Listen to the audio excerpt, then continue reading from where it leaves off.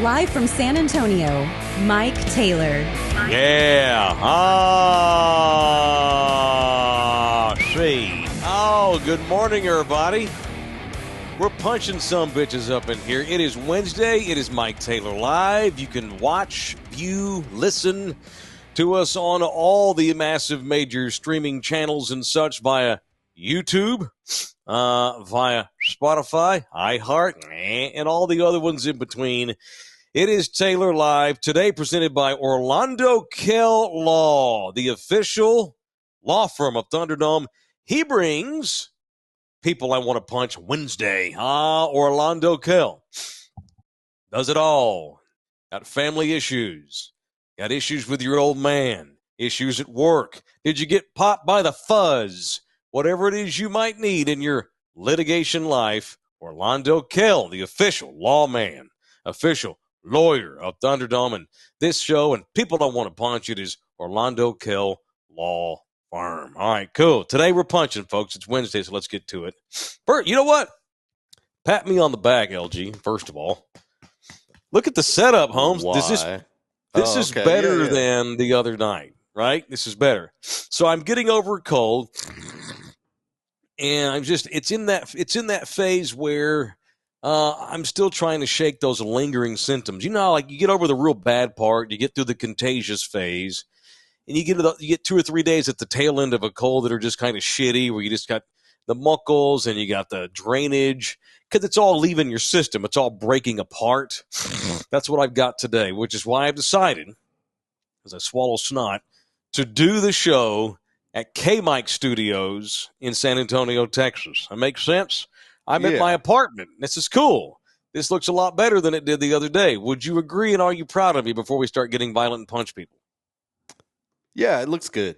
Thank you. It looks a lot better. Okay. For some reason, I don't think you did that on your own, though. You're taking credit for it, but not the lighting. Yeah, I certainly had an executive director in this endeavor. Mm-hmm. She's in the other room. But don't you like it? I think it's great. How about that Paddington Bear? So Nina was I like that. That's not bad. She was at some. She was shopping. I was up in Bernie. There's a thrift store that all their stuff. We're talking about Bernie, so they got good shit in there. Rich people go in there to get their clothes away. That's good shit. It's a thrift store, and all of the proceeds go to Kendall County Women's Shelter up there in Bernie. That's pretty cool. I like to shop vintage anyway because I'm cheap, and I don't like to buy new stuff because I'm scared to death to spend $50 on a shirt, so I'd rather spend $4 on a shirt.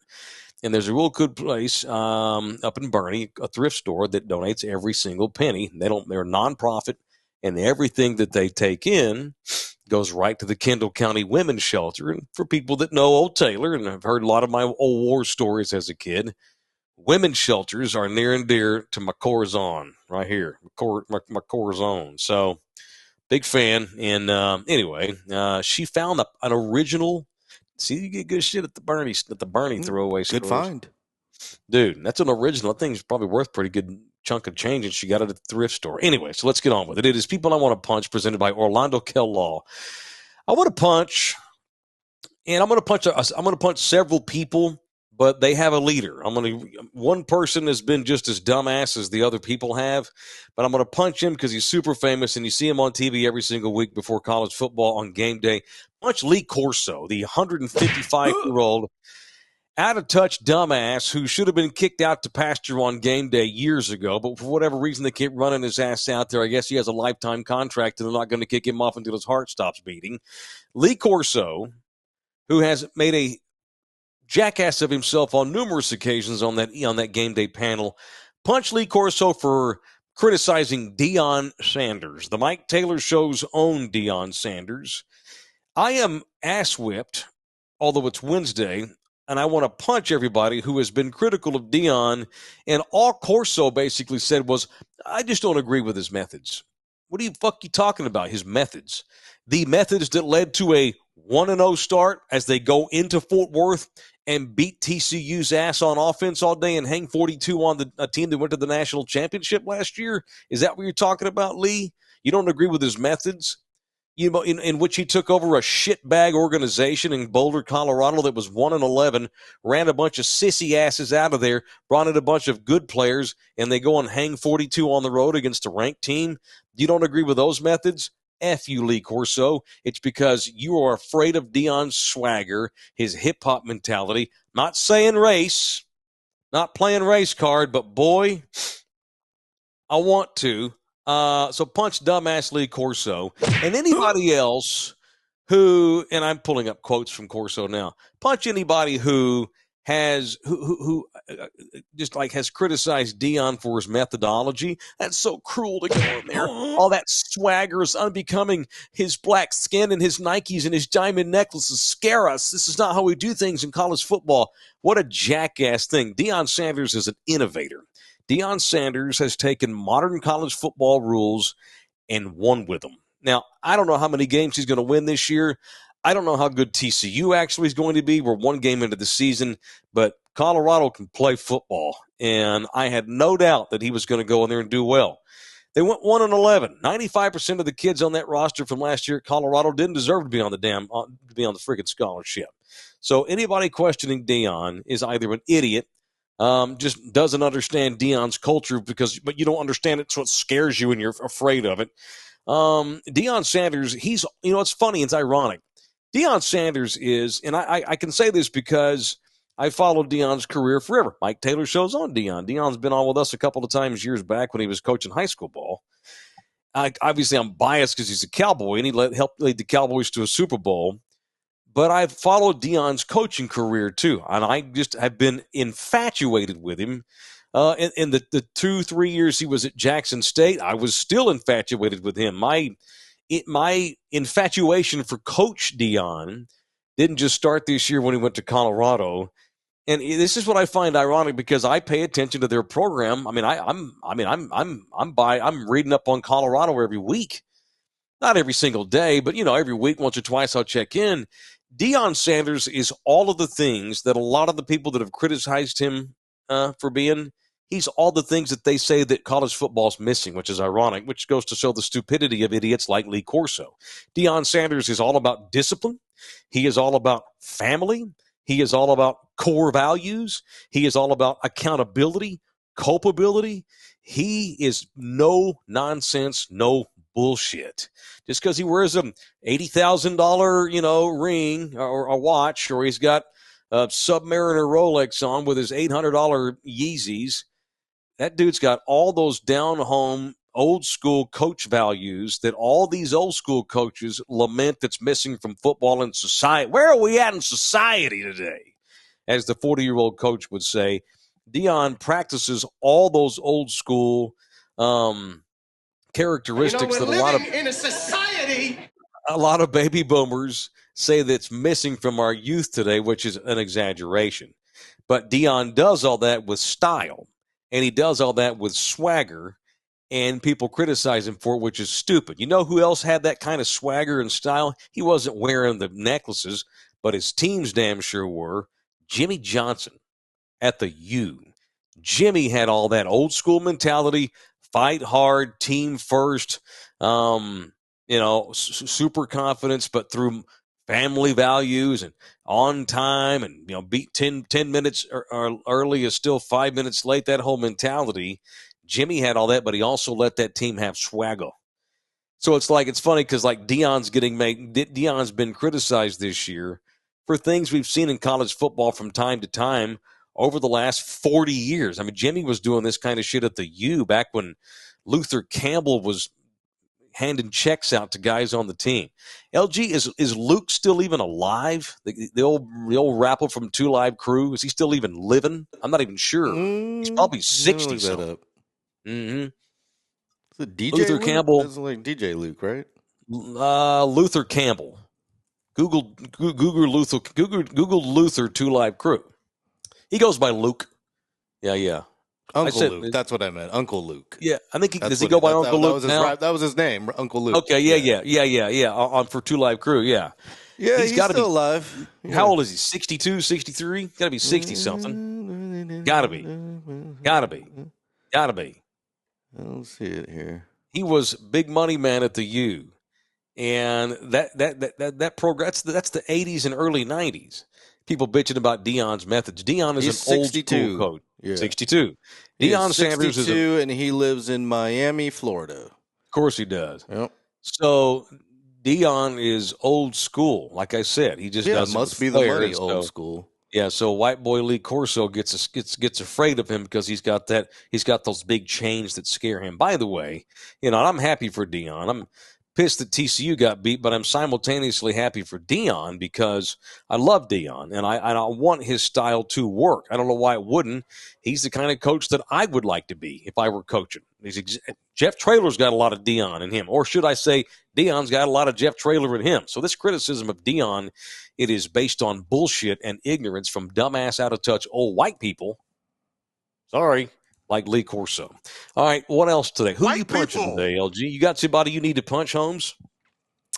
Yeah, I actually want to punch you for coming over here today all sick and shit, and then deciding the next day to stay home all sick and shit. So, yeah, I appreciate it that you made the right occurred choice to me that after the fact. It occurred to me that I should not go back to your house. Yeah. But it until unfortunately you're healthy, yes. Yeah, but it's unfortunate that it occurred to me after I'd already been over there. I thought that was a mistake. I need to stay home tomorrow, and so that's why I'm home this morning. Well, I'm sorry, and I deserve that punch. I do. My bad, dude. Hold on. I haven't given you the punch. Hold on. Okay, go ahead. There you go. All right, you can take a drink of beer. It's not too early. What's he at there? You're always drinking that Corona. I got to watch my figure. It's that Corona Premier, only 90 cal. That's the good Corona. That the Premier is the good Corona. Yeah, that's the one. Yeah, it's good. Prefer. That's the one I prefer. Yeah, I get on different beer kicks. Like I'll have 3 weeks where I just drink a bunch of craft beer, and then I'll go through a kick where I'm drinking White Claw, and then I'll just get shit like this. I know. I mean, it just depends on what's for sale and shit. You don't like that? You don't like that carbonated White Claw? You don't drink Truly and shit like that ever? I mean, I have, but no, I don't drink that stuff. But I've yeah. It's not my favorite beer. I've gotten drunk off that stuff before. So it takes like 11 of them. Ugh, what is your favorite beer of all time? You're on your deathbed. It's your last meal. What's your last? That's a tough one, man. Like I either want like a cold Heineken out of a keg in Amsterdam. It has to be like in Amsterdam, like at a bar, or that's probably it.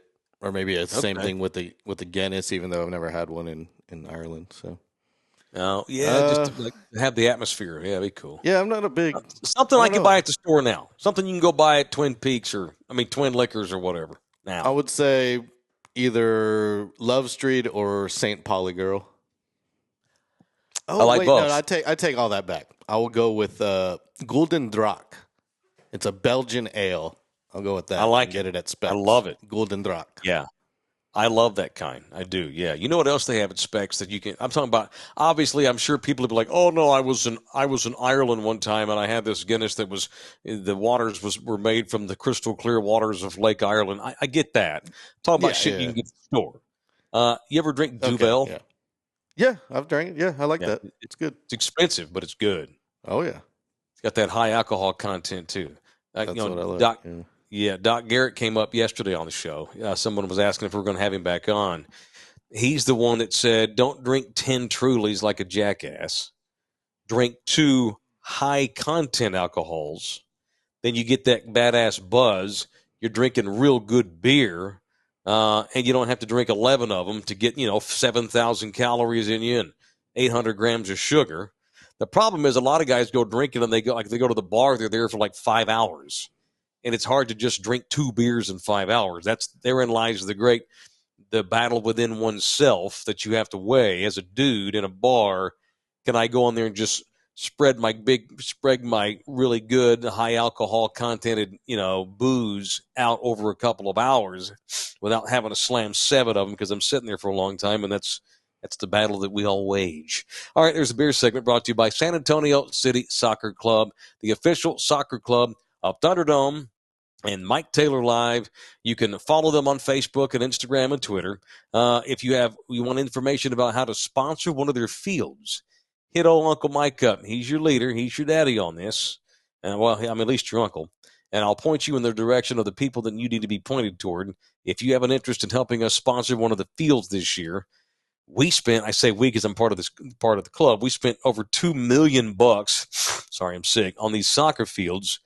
And we're never going to get that money back, but they'd like to recoup some. And they also just want, it looks cool to have sponsors on your field. And it's also a chance to like give back to local businesses.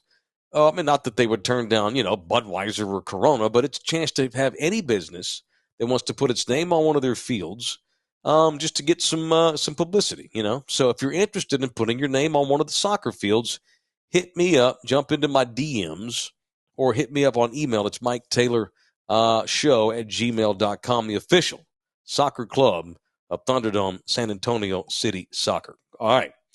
I don't stalk Manu Ginobili. Probably easily could talk myself into stalking Manu. Excuse me, getting over sick. But I did see his tweet, which has probably gone viral by now. Lawrence, have you seen this video yet? It's pretty good. Yeah, I took a look at it. Okay. Let me pull that up. Pull it up. Do I need to kill more time? Was it ready to roll? A little bit. It was not ready to roll. All right, let me ask. This is a good time while Lawrence is pulling it up to beg you to become a member of this show. A lot of y'all have become subscribers, which is free, and I highly, highly appreciate that. We're begging people to become members, and the reason we're doing that is because we released our first members-only show yesterday, in which if you're not a member, you could not watch it. Yesterday, we did a 45-minute members-only extra Taylor show that included nasty feet talk as I showed my bare feet on the camera. That was gross. It included kick-ass killer T-shirt talk. It included some Cowboys quick kicks as we get ready for the big Giants game on Sunday night. And it was a good show, I thought. And it wound up going for a good 45 minutes. I was just rolling. And we had a lot of participation from members of Thunderdome, literal members of Thunderdome. And that's what we're asking folks to do now. We're going to start releasing members-only stuff all the time, preferably when Lawrence and I are in the room together and I'm not freaking sick. But be advised, yesterday was not a one-off. It's not going to be a rarity. We're going to start bombing you with members-only content. One day it might be me bitching about Lee Corso. One day it might be a beer challenge between me and LG. Maybe we'll go to Texas Cheer Liquor and have a beer challenge. One day it might be I'm bitching about the Cowboys. One day it might be I'm showing you my bunions. Whatever. We want to have distinctive, unique content on our members-only page, and the only way you can watch any of it is become a member. It's only $6 a month. Hell, oatmeal shaken espresso venti cost $8 at Starbucks. $6 a month to become a member of this show that includes yours truly, the best sports talk radio host in the history of San Antonio. Not trying to be cocky. It is what it is. I can't help it. Okay, now, did I kill enough time? Excellent. Mm-hmm. Manu tweeted this out a couple of – I don't know if this is by his house or what, but tell me what the fuck this animal is on Manu's Twitter account 2 days ago on Taylor Live.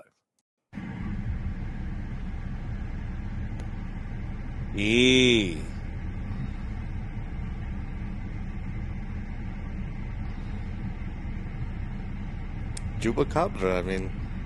Dude. Is there any question? Well, let's take a look at it. Look at it again. That's a legit video.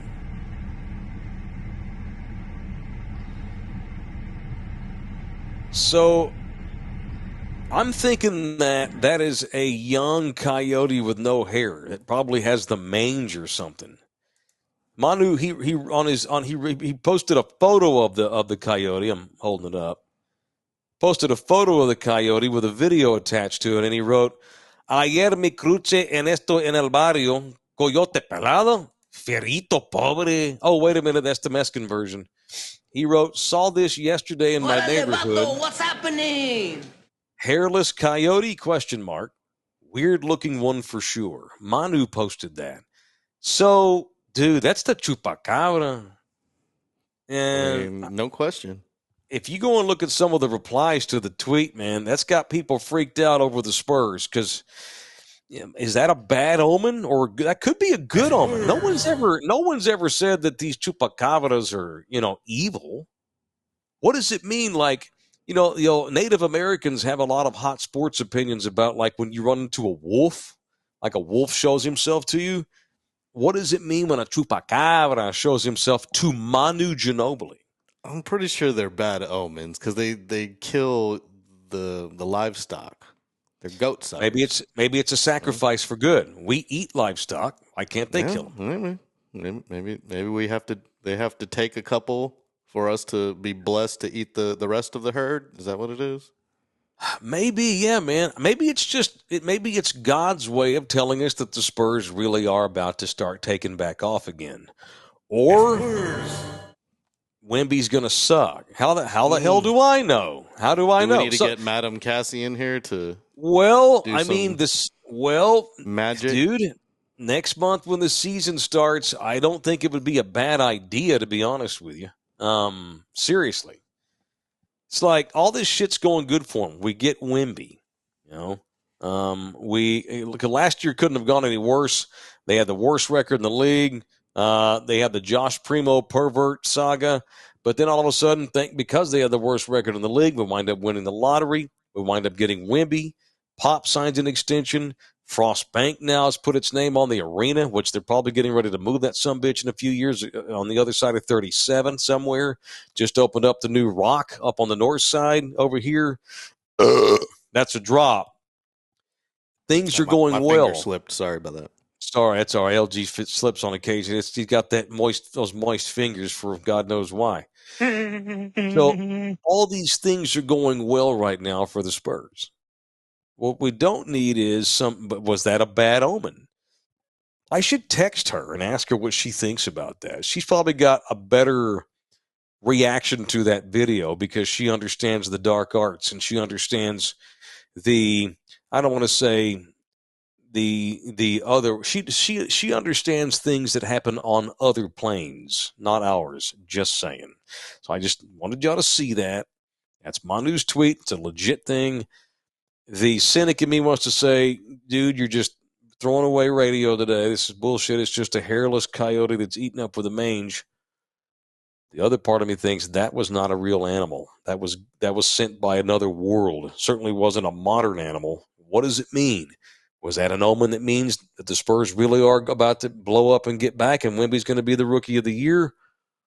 Or bad things? Just remember that in September, Manu saw a chupacabra and posted it. This is the same guy who obviously is a legend, who once killed a bat with his bare hands by knocking it out of the air as it flew by him when a Mexican free-tailed bat got into the AT&T Center, and then he picked the damn thing up and gave it away to the people that got rid of it. He had to go get like a series of rabies shots over the next 6 weeks. And that sucked. But we talking about Manu here. The Spurs have all these cool things going. What are we talking about? Wembanyama coming back. I don't know. That's the thing. I don't know. All right. It's People I Want to Punch Wednesday. It's Mike Taylor Live, presented in part by Orlando Kell Law. That's my man. He brings us People I Want to Punch. If you're in need of a litigator, my dude is Orlando Kell. The law offices of Orlando. Hit him up via phone or email. Mention me, mention Thunderdome, no matter what it is you're dealing with. He handles all. It is Orlando Kell, the official lawyer of Thunderdome. He brings People I Want to Punch. So I was going to punch that coyote, but maybe it's a good thing. Omens can be good. Just saying. All right, show brought to you also in part by R&R Auto Glass. If you have glass damage to your vehicle, get your ass over there to R&R Auto Glass, right up there by the airport at 281 in Tacoma. Let's say you're going northbound and you exit Tacoma, you take a left, and they're right down on the left-hand side, just a quarter mile down. Mention me and get yourself a Taylor Especial. They will take money off your total bill when you mention Uncle Mike when you go get your glass fixed at R&R Auto Glass. Okay. We have had a pretty significant run of celebrity deaths in recent weeks, as LG was saying last week, and we had another over the weekend. I didn't have a chance to get to it yet, because I've been in mourning over this one. This one stings. Yeah, I can tell you're pretty beat up about it. Yeah, as a drinking Dolphin, at 10 a.m. Well, and drinking a Corona. Yeah, drinking a Corona, brother, and that's what you drink when you're by the beach, out on a boat somewhere. If you blow out a flip flop and step on a pop top, if there's no booze in the blender, you can go down to the HEB and get you a Corona Premier. The great Jimmy Buffett died, and I haven't even mentioned it yet. I don't think I have. If I did, it was in passing. But man, not good, LG. I'm not happy about it. He was not that old. Jimmy was he was in his mid. Yeah. I know. Come on, tell me how shitty he was. And I just know his one song. That's the only song I know. Margaritaville. So I know he has other tunes that people listen to, but that's the one I know. And, he was his restaurant chain and his tequila and all that. Right, crap, right. So. A lot of the bands that you like, Jimmy had that same style, but just he had different content. He's a redneck he's a redneck from Key West, Florida, and he's singing about white boys on the redneck Riviera and going swamp boating down in Florida and hanging out in Pascagoula. I've driven through that area. I've driven through Jimmy Buffettville for real. You bet your ass. Yeah. Jimmy, that's a rough hood out there. Those islands. His primary residence was Key West. Yeah, which I've been to a couple of times, and I love Key West. I almost threw on. But so, be careful. I love that spot. It's an interesting place. I was going to say it's kind of like anti everything you think Florida is. Key West is like anti that. Like, I felt like it was a really gay. Like Duval Street was a really gay Bourbon Street.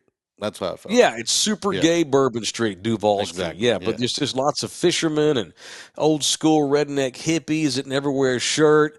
And in Jimmy Buffett's case, never wears sunblock. Did you see what killed him? Is that? No. Really?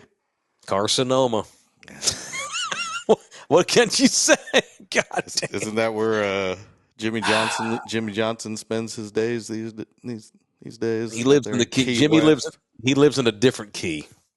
Jimmy lives in Isla Morada. They're all one of the first.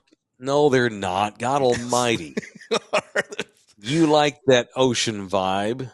Not that Florida ocean vibe. I can't do it. I know. The keys, they're nice. The water's nice. But yeah. Have you ever seen that show Bloodlines on Netflix? Loved it. Yeah. Okay. That's exactly how it is. It's just hot and sticky and white trash everywhere. Yep. Oh, it's fucking great. Trailer park after trailer So park. that show was filmed in Isla Morada, where Jimmy lives. Jimmy Johnson. Okay, well, there you go. Yeah, absolutely. Right. Yes, sir. Absolutely. Pour something out for Jimmy. Pour some margarita out. So, you mentioned Margaritaville. He actually wrote that. He came up with the concept for that song in Austin, of all places. It was in the mid-'70s. He was hanging out with some girlfriend of his at the time. And they were just eating at a Mexican restaurant, and he was getting plowed. And she's like, damn, you need well, he was getting plowed at the time. Maybe she did later on. But stick your cock up her ass. God almighty. Every show we're going to get that, aren't we? Every show. And one of them made I don't know if it was Jimmy or the girl he was with. One of them was like, dude, you're getting hammered. I think it was Jimmy. Was like, yeah, I'm in Margaritaville. Ha, ha, ha. Because he's been drunk. And he's like, wow. How original. That's pretty catchy. Huh. And so then he said the name just kind of stayed in his head. He's like, he was eating Mexican food with the chick and drinking, so he didn't write anything down. But that name, he wasn't eating the Mexican chick. He was eating Mexican food with the chick. Oh. Wait, they like to eat raw fish down in the Keys too. Little ceviche. Anyway. So, but that name stayed in his head, and he says, like a week later, he's going back down to Key West, and he's, you've been down there. He's on that 7-mile bridge that connects all the different islands to each other. And when there's a wreck, you're screwed because a lot of it's just one lane, and there was a big fucking pile up, and so, we're stuck in traffic now for 3 hours. And he just sat there in his car and wrote these lyrics that wound up being Margaritaville that he came up with while he was eating Mexican food. And Austin, Texas. Not that. All right. Show also brought to you in part by Live Oak Vodka. Don't always drink margaritas and don't always drink beer, but when I do drink that liquor, it's that Live Oak Vodka. I see. In 2022, we had the Ultimate Spirits Challenge of 2K22, and Live Oak Texas Vodka scored a 91. That's right. They're down there in that Coastal Bend Distilling Company, which is in Beeville, Texas, Holmes, the home of Live Oak Vodka. I drink Live Oak. Got 2 bottles in there in the kitchen. Does vodka help clear the sinuses, or is it just whiskey? Because this is a great time to go take a couple of shots of Live Oak now to get rid of all this crap that's still kind of draining out of my snot holes. Seriously, do you ever take a shot of whiskey or vodka or something liquory when you're sick? I hear it works. Yeah, I heard like a hot toddy or something. A hot toddy? Yeah, maybe a little vodka, put a little something in it, and then kind of heat it up, put some lemon in there. Oh. There you go. Okay. Ginger, yeah. some little tea. Maybe a little vodka. I might do that tonight. Seriously, no bullshit. Let's write that down. Can't be drinking vodka at 10:30 in the morning. Let's see. Let's just do a Live Oak. I'll write this down. Hang on. Live Oak toddy. Dude, I'm gonna roll a fatty tonight in honor of Jimmy Buffett and make me a Live Oak toddy to hopefully get rid of the rest of this shit.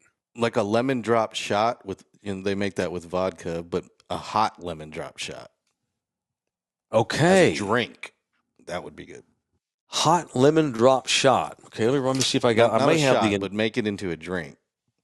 Right, hot lemon drop. How you spell lemon? Lemon drop. Okay, cool. Hook 'em. Right on. I'm writing that down. Obviously can't do it now, but I will later. So there it is. There's the Live Oak Vodka spot. Love you boys hard. Thank you, Live Oak Vodka. That's my vodka whenever I do some drinking.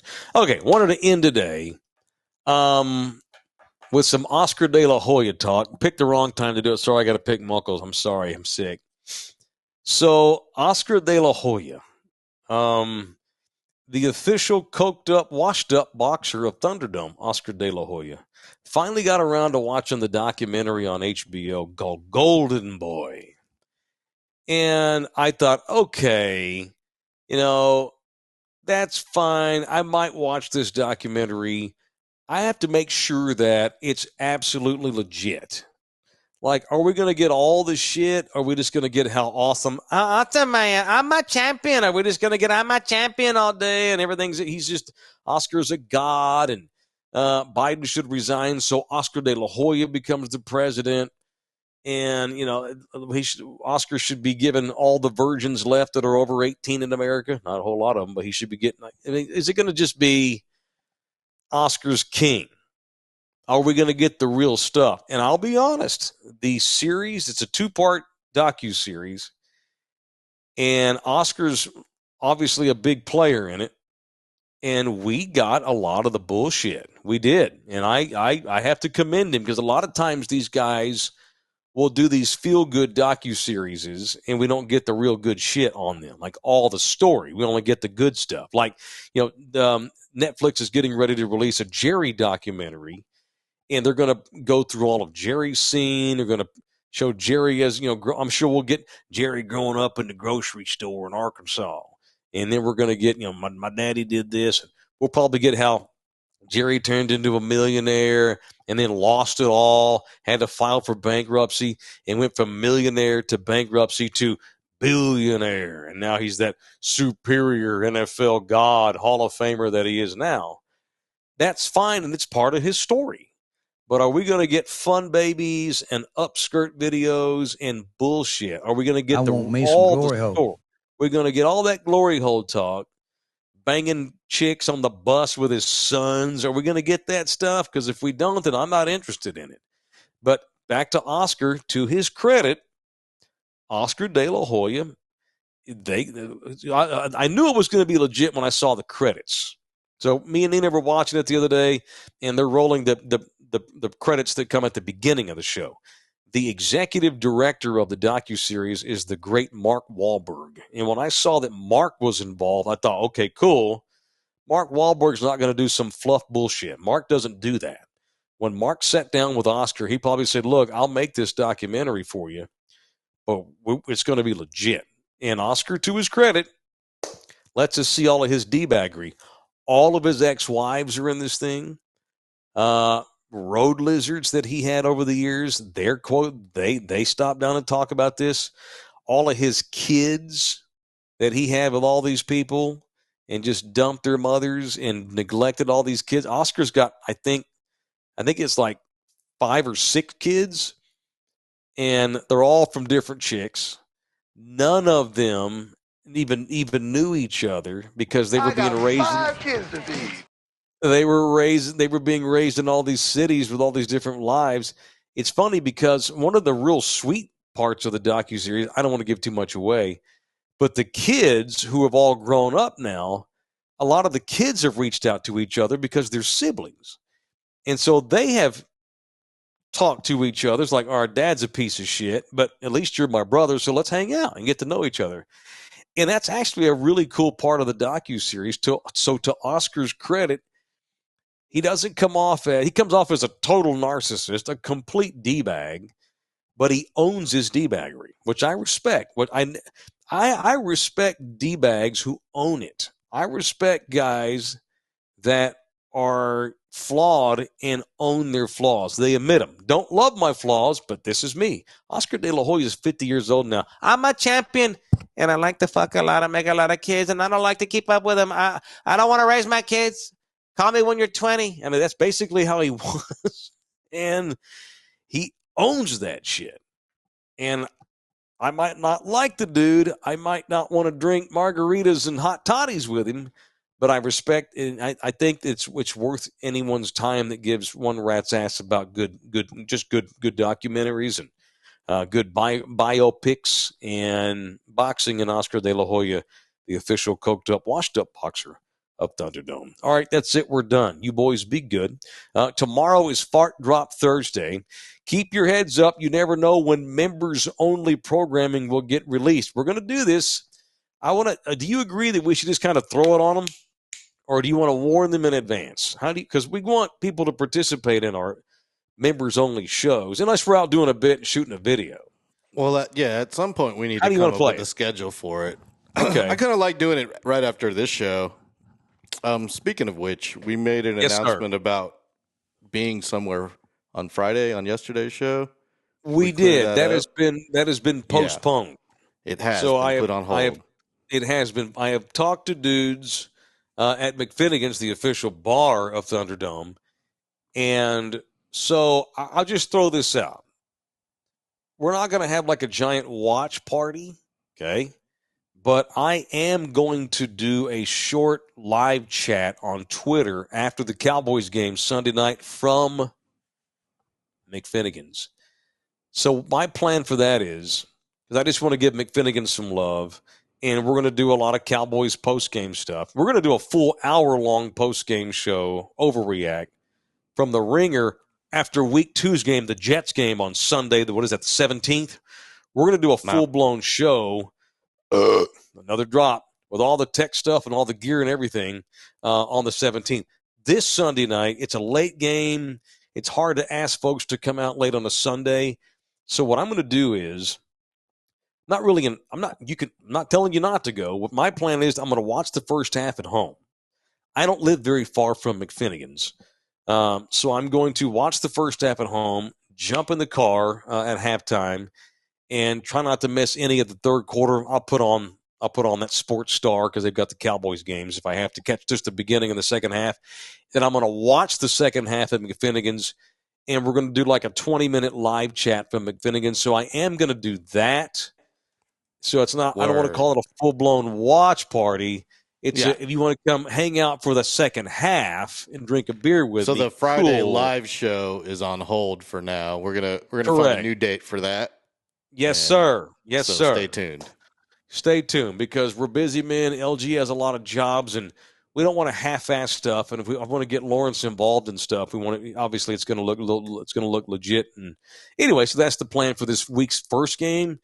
I'm going to do a Twitter chat at McFinnigan's. So whether you go out there or not, join my Twitter chat that I'm going to do on Sunday night when the game's over. It'll be late. It's a work night, so we don't want to make it a big, huge blowout. So that's what we're going to do. All right, very good. That's it. We're done.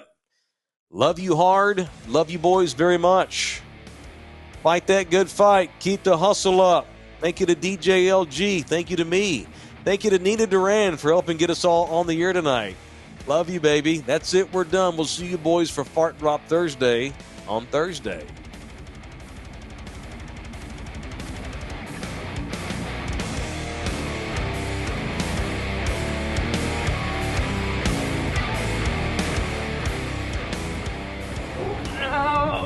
Come back, you puppy! This program was made possible by contributions from viewers and listeners like you. Thank you.